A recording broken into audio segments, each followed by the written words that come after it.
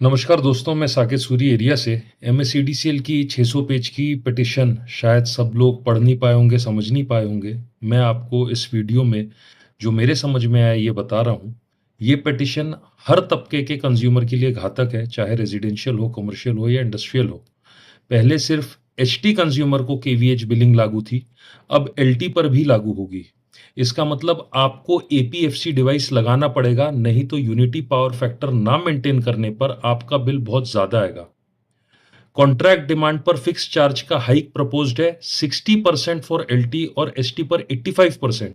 अगर आपने अपने घर का रिनोवेशन या रिकंस्ट्रक्शन करते हैं तो आपको ऊंचे टेम्पररी कनेक्शन टैरिफ में लगेंगे।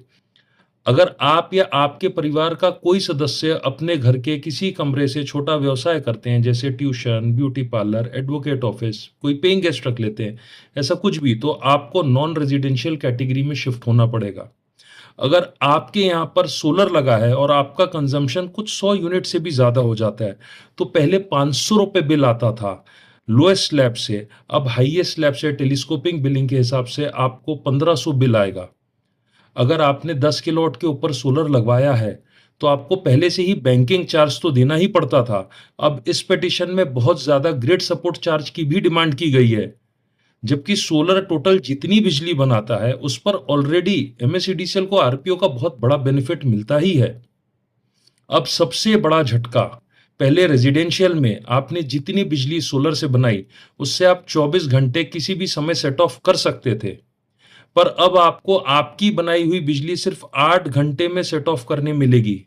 मतलब अगर आपकी जरूरत हो 12 किलोवाट सोलर की, तो आपको सिर्फ 4 किलोवाट का ही फायदा मिलेगा।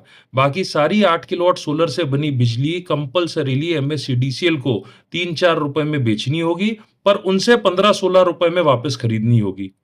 उसी प्रकार से पहले व्यवसाय और इंडस्ट्रियल कनेक्शन में सोलर का सेट ऑफ लगभग 24 में से 20 घंटे ही मिलता था।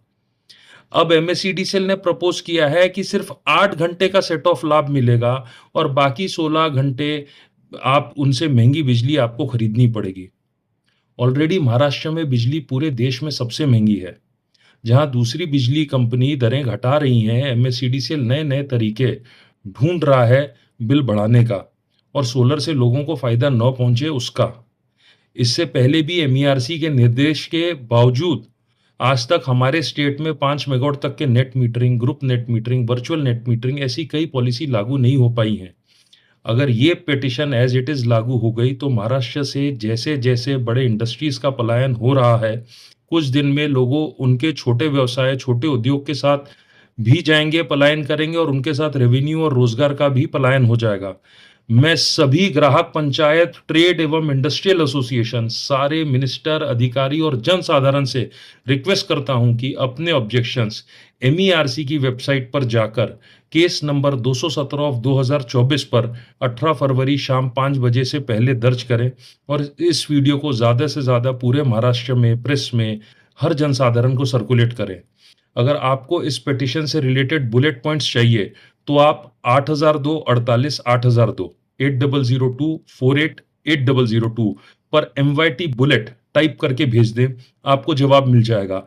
अब जरूरत है महाराष्ट्र के हर नागरिक को इस तुगलकी पिटिशन के खिलाफ आवाज उठाने की। जय शिवाजी, जय महाराष्ट्र।